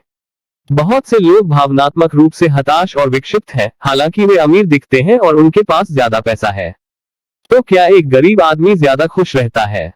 मैंने पूछा। नहीं, मुझे ऐसा नहीं लगता, अमीर पिता ने जवाब दिया। पैसे से बचना पैसे से लगाव रखने जैसा ही मानसिक विकार है। जैसे कि संकेत पर शहर का वह आवारा हमारी मेज के पास से गुजरा, बड़े कूड़ेदान के पास रुका और उसमें कुछ खोजबीन करने लगा। हम तीनों ने उसे बड़ी दिलचस्पी से देखा, जबकि पहले हम शायद उसे अनदेखा कर देते। अमीर पिता ने अपने बटुए से $1 निकाला और उस बूढ़े आदमी को इशारा किया। पैसे देखकर वह आवारा तुरंत आया, बिल लिया, अमीर पिता को बहुत बहुत धन्यवाद दिया और अपनी अच्छी किस्मत पर खुश होकर जल्दी से चला गया। वह मेरे ज्यादातर कर्मचारियों से बहुत अलग नहीं है, अमीर पिता ने कहा। मैं ऐसे बहुत से लोगों से मिला हूं जो कहते हैं, ओह, मुझे पैसे में कोई दिलचस्पी नहीं है। फिर भी वे दिन में 8 घंटे काम करेंगे। यह सत्य का खंडन है। अगर उन्हें पैसे में कोई दिलचस्पी नहीं है, तो वे काम क्यों कर रहे हैं? इस तरह की सोच शायद उस व्यक्ति से ज्यादा मानसिक रूप से विकृत है जो पैसे जमा करता है। बहुत से लोग कहते हैं, ओह, मुझे पैसे में कोई दिलचस्पी नहीं है। फिर भी वे दिन में 8 घंटे काम करेंगे। जब मैं वहां बैठकर अपने अमीर पिता की बातें सुन रहा था, तो मेरे दिमाग में अनगिनत बार मेरे अपने पिता द्वारा कही गई बातें घूम गई, मुझे पैसे में कोई दिलचस्पी नहीं है। वे अक्सर ये शब्द कहते थे। वे हमेशा यह कहकर खुद को छिपाते थे, मैं काम करता हूं क्योंकि मुझे अपना काम पसंद है। तो हम क्या करें? मैंने पूछा। जब तक डर और लालच के सभी निशान खत्म नहीं हो जाते, तब तक पैसे के लिए काम न करें। नहीं, यह समय की बर्बादी होगी, अमीर पिता ने कहा। भावनाएं ही हमें इंसान बनाती हैं। भावना शब्द का अर्थ है गतिशील ऊर्जा।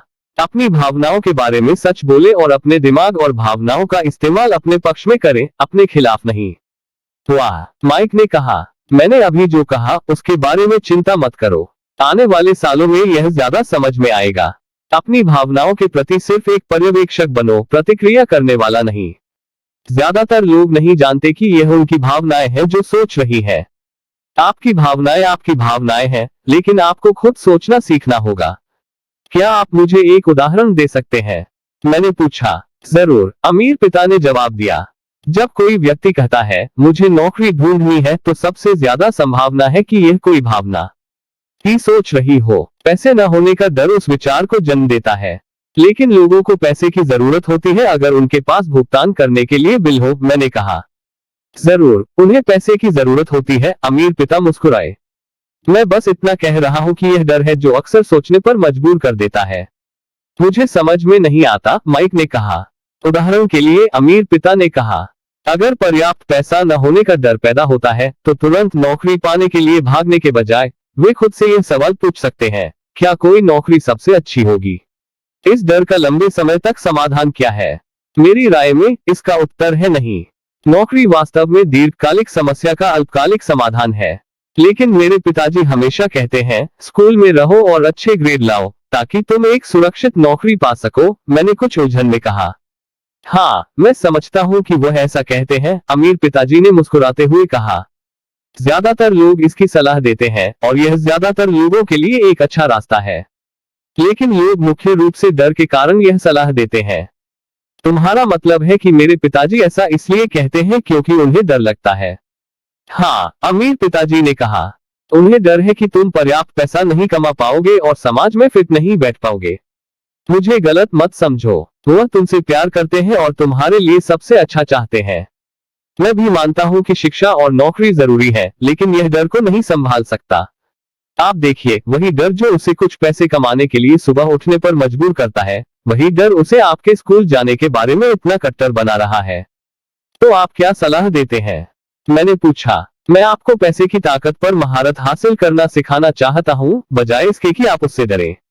स्कूल में ऐसा नहीं सिखाया जाता और अगर आप इसे नहीं सीखते तो आप पैसे के गुलाम बन जाते हैं। आखिरकार यह समझ में आ रहा था। वह चाहते थे कि हम अपने विचारों को व्यापक बनाएं और देखें कि इस दुनिया की मिसेज मार्टिन्स क्या नहीं देख सकती। उन्होंने ऐसे उदाहरणों का इस्तेमाल किया जो उस समय क्रूर लग रहे थे, लेकिन मैं उन्हें कभी नहीं भूला। उस दिन मेरी दृष्टि व्यापक हो गई और मुझे वह जाल दिखाई देने लगा जो ज्यादातर लोगों के लिए आगे है। आप देखिए, हम सभी आखिरकार कर्मचारी हैं। हम बस अलग अलग स्तरों पर काम करते हैं, अमीर पिता ने कहा। मैं बस इतना चाहता हूं कि तुम लड़कों को उन दो भावनाओं, भय और इच्छा के कारण होने वाले जाल से बचने का मौका मिले। उनका उपयोग अपने पक्ष में करो, अपने खिलाफ नहीं। यही मैं तुम्हें सिखाना चाहता हूँ। मैं तुम्हें सिर्फ पैसे कमाना सिखाने में दिलचस्पी नहीं रखता। इससे भय या इच्छा से निपटा नहीं जा सकता। अगर तुम पहले भय और इच्छा से नहीं निपटते और अमीर बन जाते हो, तो तुम सिर्फ एक उच्च वेतन पाने वाले गुलाम बनकर रह जाओगे। तो हम जाल से कैसे बचें? मैंने पूछा। गरीबी या वित्तीय संघर्ष का मुख्य कारण भय और अज्ञानता है, अर्थव्यवस्था या सरकार या अमीर नहीं। यह खुद से पैदा किया गया भय और अज्ञानता है जो लोगों को फंसाए रखती है। इसलिए तुम लड़के स्कूल जाओ और अपनी कॉलेज की डिग्री हासिल करो और मैं तुम्हें सिखाऊंगा कि जाल से कैसे बाहर निकला जाए। पहेली के टुकड़े सामने आ रहे थे। मेरे उच्च शिक्षित पिता की शिक्षा बहुत अच्छी थी और उनका करियर भी बहुत बढ़िया था, लेकिन स्कूल ने उन्हें कभी नहीं बताया कि पैसे को कैसे संभालना है या पैसे से उनका डर कैसा होना चाहिए। यह स्पष्ट हो गया कि मैं दो पिताओं से अलग और महत्वपूर्ण बातें सीख सकता हूँ। तो आप पैसे न होने के डर के बारे में बात कर रहे हैं। पैसे की इच्छा हमारी सोच को कैसे प्रभावित करती है? माइक ने पूछा। जब मैंने आपको वेतन वृद्धि का लालच दिया तो आपको कैसा लगा? क्या आपने अपनी इच्छाओं को बढ़ता हुआ महसूस किया? हमने अपना सिर हिलाया। अपनी भावनाओं के आगे न झुकने से आप अपनी प्रतिक्रियाओं को विलंबित करने और सोचने में सक्षम थे। यह महत्वपूर्ण है। हमारे अंदर हमेशा डर और लालच की भावनाएं रहेंगी। यहाँ से आपके लिए उन भावनाओं का अपने लाभ के लिए उपयोग करना और लंबे समय तक अपनी भावनाओं को अपनी सोच पर नियंत्रण न करने देना अनिवार्य है। अधिकांश लोग डर और लालच का इस्तेमाल खुद के खिलाफ करते हैं। यहीं से अज्ञानता की शुरुआत होती है। ज्यादातर लोग अपनी जिंदगी तनख्वाह, वेतन वृद्धि और नौकरी की सुरक्षा के पीछे भागते हुए जीते हैं क्योंकि इच्छा और डर की भावनाएं उन्हें वास्तव में यह नहीं बताती कि ये भावना चालित विचार उन्हें कहां ले जा रहे हैं। यह बिल्कुल वैसा ही है जैसे गधे की तस्वीर जो गाड़ी खींच रहा हो और उसका मालिक उसकी नाक के ठीक सामने गाजर लटकाए हुए हो। गधे का मालिक जहां चाहे वहां जा सकता है, लेकिन गधा एक भ्रम का पीछा कर रहा है। कल गधे के लिए सिर्फ एक और गाजर होगी। तुम्हारा मतलब है कि जिस पल मैं एक नया बेसबॉल दस्ताना, कैंडी और खिलौने की तस्वीर बनाता हूँ, वह गधे के लिए गाजर की तरह है? माइक ने पूछा। हाँ, और जैसे जैसे तुम बड़े होते हो, तुम्हारे खिलौने और भी महंगे होते जाते हैं। एक नई कार, एक नाव और अपने दोस्तों को प्रभावित करने के लिए एक बड़ा घर, अमीर पिता ने मुस्कुराते हुए कहा। डर तुम्हें दरवाजे से बाहर धकेलता है और इच्छाएं तुम्हें बुलाती है। यही जाल है। तो इसका जवाब क्या है? माइक ने पूछा। डर और इच्छा को बढ़ाने वाली चीज अज्ञानता है। यही कारण है कि अमीर लोग जिनके पास बहुत पैसा होता है, वे जितने अमीर होते हैं उनमें उतना ही डर होता है। पैसा गाजर है, भ्रम है। अगर गधा पूरी तस्वीर देख सकता है तो वह गाजर का पीछा करने के अपने फैसले पर पुनर्विचार कर सकता है। अमीर पिता ने आगे बताया कि मनुष्य का जीवन अज्ञानता और ज्ञान के बीच संघर्ष है। उन्होंने बताया कि एक बार जब कोई व्यक्ति जानकारी और आत्मज्ञान की खोज करना बंद कर देता है तो अज्ञानता आ जाती है। यह संघर्ष एक पल पल का निर्णय है, अपने दिमाग को खोलना या बंद करना सीखना। देखो, स्कूल बहुत महत्वपूर्ण है। आप समाज के योगदान देने वाले सदस्य बनने के लिए कोई कौशल या पेशा सीखने के लिए स्कूल जाते हैं। हर संस्कृति को शिक्षकों, डॉक्टरों, मैकेनिक, कलाकारों, रसोइयों, व्यापारियों, पुलिस अधिकारियों, अग्निशामकों और सैनिकों की आवश्यकता होती है। स्कूल उन्हें प्रशिक्षित करते हैं ताकि समाज फल फूल सके और समृद्ध हो सके, अमीर पिता ने कहा। दुर्भाग्य से कई लोगों के लिए स्कूल अंत है, शुरुआत नहीं। एक लंबी खामोशी थी। अमीर पिता मुस्कुरा रहे थे। मैं उस दिन उनकी कही गई हर बात को समझ नहीं पाया, लेकिन अधिकांश महान शिक्षकों की तरह उनके शब्द वर्षों तक सिखाते रहे। आज मैं थोड़ा क्रूर हो गया हूं, अमीर पिता ने कहा, लेकिन मैं चाहता हूं कि आप हमेशा इस बात को याद रखें। मैं चाहता हूं कि आप हमेशा मिसेज मार्टिन के बारे में सोचें, और मैं चाहता हूं कि आप हमेशा उस गधे को याद रखें। कभी न भूलें कि डर और इच्छाएं आपको जीवन के सबसे बड़े जाल में ले जा सकती हैं यदि आप नहीं जानते कि वे आपकी सोच को नियंत्रित कर रहे हैं। अपने जीवन को डर में बिताना, अपने सपनों को कभी नहीं तलाशना क्रूर है। पैसे के लिए कड़ी मेहनत करना, यह सोचना कि इससे आपको ऐसी चीजें मिलेंगी जो आपको खुश करेगी, यह भी क्रूर है। बिलों का भुगतान करने के डर से आधी रात को जागना जीने का एक भयानक तरीका है। एक तनख्वाह के आकार से तय की गई जिंदगी जीना वास्तव में जिंदगी नहीं जीना है। यह सोचना कि नौकरी आपको सुरक्षित बनाती है, अपने आप से झूठ बोलना है। यह क्रूर है, और यही वह जाल है जिससे मैं चाहता हूं कि आप बचें। मैंने देखा है कि कैसे पैसा लोगों के जीवन को चलाता है। ऐसा अपने साथ न होने दें। कृपया पैसे को अपने जीवन को चलाने न दें। हमारी मेज के नीचे एक सॉफ्टबॉल लुढ़क गई। अमीर डैडी ने उसे उठाया और वापस फेंक दिया। तो अज्ञानता का लालच और भय से क्या संबंध है? मैंने पूछा। क्योंकि पैसे के बारे में अज्ञानता ही इतने लालच और भय का कारण बनती है, अमीर डैडी ने कहा। मैं आपको कुछ उदाहरण देता हूँ। एक डॉक्टर अपने परिवार के लिए बेहतर तरीके से पैसे की चाहत में अपनी फीस बढ़ा देता है। अपनी फीस बढ़ाकर यह सभी के लिए स्वास्थ्य सेवा को और महंगा बना देता है। इससे सबसे ज्यादा नुकसान गरीब लोगों को होता है, इसलिए उनका स्वास्थ्य पैसे वालों से भी ज्यादा खराब होता है।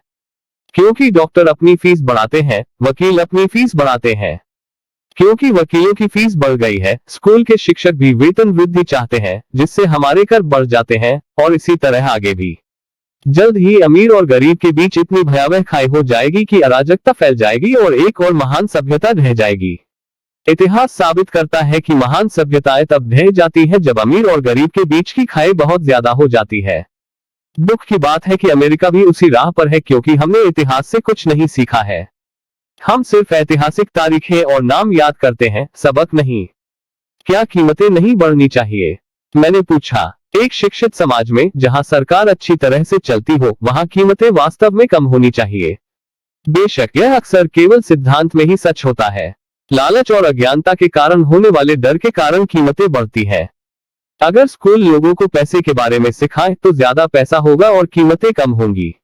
लेकिन स्कूल सिर्फ लोगों को पैसे के लिए काम करना सिखाने पर ध्यान केंद्रित करते हैं, पैसे की शक्ति का उपयोग कैसे करें यह नहीं सिखाते। लेकिन क्या हमारे पास बिजनेस स्कूल नहीं है? माइक ने पूछा। और क्या आपने मुझे एमबीए करने के लिए प्रोत्साहित नहीं किया? हाँ, अमीर पिता ने कहा। लेकिन अक्सर बिजनेस स्कूल कर्मचारियों को परिष्कृत बीन काउंटर बनने के लिए प्रशिक्षित करते हैं।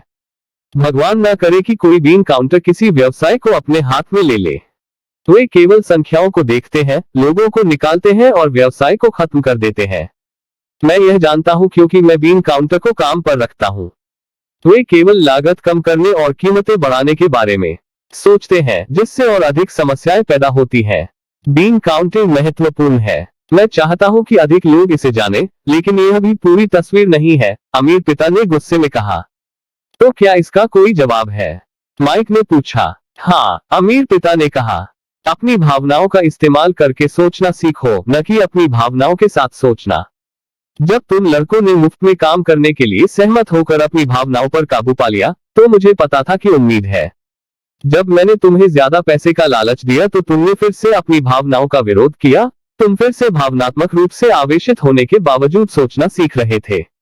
यह पहला कदम है। यह कदम इतना महत्वपूर्ण क्यों है? मैंने पूछा। ठीक है, यह पता लगाना तुम पर निर्भर है। अगर तुम सीखना चाहते हो तो मैं तुम लड़कों को कांटों के खेत में ले जाऊंगा, एक ऐसी जगह जहां लगभग हर कोई नहीं जाता। अगर तुम मेरे साथ जाओगे तो तुम पैसे के लिए काम करने के विचार को छोड़ दोगे और इसके बजाय पैसे से काम करवाना सीखोगे। और अगर हम तुम्हारे साथ चले तो हमें क्या मिलेगा? अगर हम तुमसे सीखने के लिए सहमत हो जाए तो क्या होगा? हमें क्या मिलेगा? मैंने पूछा। वही जो ब्रेड रैबिट को मिला, अमीर पिता ने क्लासिक बच्चों की कहानी का जिक्र करते हुए कहा। क्या कोई कांटों का खेत है? मैंने पूछा। हाँ, अमीर पिता ने कहा। कांटों का खेत हमारा डर और लालच है। अपने विचारों को चुनकर डर, कमजोरियों और जरूरतों का सामना करना ही इसका समाधान है। अपने विचारों को चुनना? माइक ने हैरान होकर पूछा। हाँ, अपनी भावनाओं पर प्रतिक्रिया करने के बजाय हम जो सोचते हैं उसे चुनना। बिलों का भुगतान करने के लिए पैसे न होने के कारण बस उठकर काम पर जाने के बजाय खुद से पूछे, क्या इस समस्या का सबसे अच्छा समाधान इस पर कड़ी मेहनत करना है? ज्यादातर लोग चीजों के बारे में तर्कसंगत रूप से सोचने से डरते हैं और इसके बजाय वे उस नौकरी की तलाश में निकल पड़ते हैं जिससे उन्हें नफरत है। स्टार बेबी नियंत्रण में है। अपने विचारों को चुनने से मेरा यही मतलब है। और हम ऐसा कैसे करते हैं? माइक ने पूछा। यही मैं तुम्हें सिखाऊंगा। मैं तुम्हें विचारों का चुनाव करना सिखाऊंगा, न कि बिना सोचे समझे प्रतिक्रिया करना, जैसे कि सुबह की कॉफी पीते ही दरवाजे से बाहर भाग जाना। याद रखो मैंने पहले क्या कहा था, नौकरी एक दीर्घकालिक समस्या का सिर्फ एक अल्पकालिक समाधान है। ज्यादातर लोगों के दिमाग में सिर्फ एक ही समस्या होती है और वह है अल्पकालिक। यह महीने के अंत में बिल है, स्टार बेबी।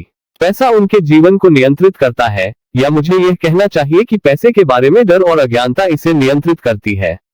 इसलिए वे वैसा ही करते हैं जैसा उनके माता पिता करते थे।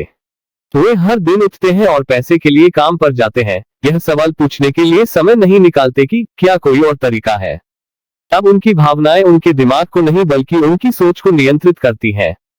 क्या आप भावनाओं से सोचने और दिमाग से सोचने के बीच अंतर बता सकते हैं? माइक ने पूछा। ओह हाँ, मैं इसे हर समय सुनता हूँ, अमीर पिता ने कहा। मैं ऐसी बातें सुनता हूँ, अच्छा हर किसी को काम करना पड़ता है, या अमीर लोग बदमाश होते हैं, या मैं दूसरी नौकरी ढूंढ लूंगा, मैं इस वेतन वृद्धि का हकदार हूँ, आप मुझे इधर उधर धकेल नहीं सकते, या मुझे ये नौकरी पसंद है क्योंकि यह सुरक्षित है। कोई नहीं पूछता क्या मैं यहाँ कुछ खो रहा हूँ। जो भावनात्मक विचार को तोड़ देगा और आपको स्पष्ट रूप से सोचने का समय देगा।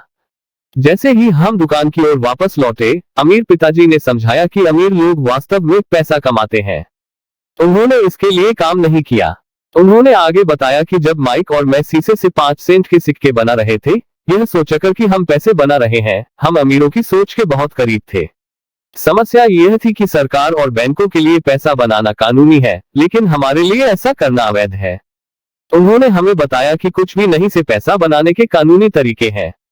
अमीर डैड ने आगे बताया कि अमीर जानते हैं कि पैसा एक भ्रम है, वास्तव में गधे के लिए गाजर की तरह। यह केवल डर और लालच के कारण है कि अरबों लोग पैसे के भ्रम को एक साथ रखते हैं जो मानते हैं कि पैसा असली है। यह नहीं है, पैसा वास्तव में बना हुआ है। यह केवल विश्वास के भ्रम और जनता की अज्ञानता के कारण है कि यह ताश का घर खड़ा है। उन्होंने अमेरिका के सोने के मानक के बारे में बात की और कहा कि प्रत्येक डॉलर का नोट वास्तव में एक चांदी का प्रमाण पत्र था। उन्हें जो चिंता थी वह यह थी कि यह अफवाह कि हम किसी दिन सोने के मानक से बाहर हो जाएंगे और हमारे डॉलर अब किसी ठोस चीज से समर्थित नहीं होंगे। अगर ऐसा हुआ तो लड़कों सब कुछ तहस नहस हो जाएगा। गरीब, मध्यम वर्ग और अज्ञानी लोगों का जीवन केवल इसलिए बर्बाद हो जाएगा क्योंकि वे यह मानते रहेंगे कि पैसा असली है और जिस कंपनी के लिए वे काम करते हैं या सरकार उनकी देखभाल करेगी। हम वास्तव में समझ नहीं पाए कि वह उस दिन क्या कह रहा था, लेकिन वर्षों से यह अधिक से अधिक समझ में आने लगा। दूसरों की नजर से क्या छूट जाता है ये देखना। जब वो अपने सुविधा स्टोर के बाहर अपने पिकअप ट्रक में चढ़ा तो अमीर पिता ने कहा, काम करते रहो लड़कों, लेकिन जितनी जल्दी तुम तनख्वाह की जरूरत के बारे में भूल जाओगे, तुम्हारा वयस्क जीवन उतना ही आसान होगा। अपने पैसे का इस्तेमाल करते रहो।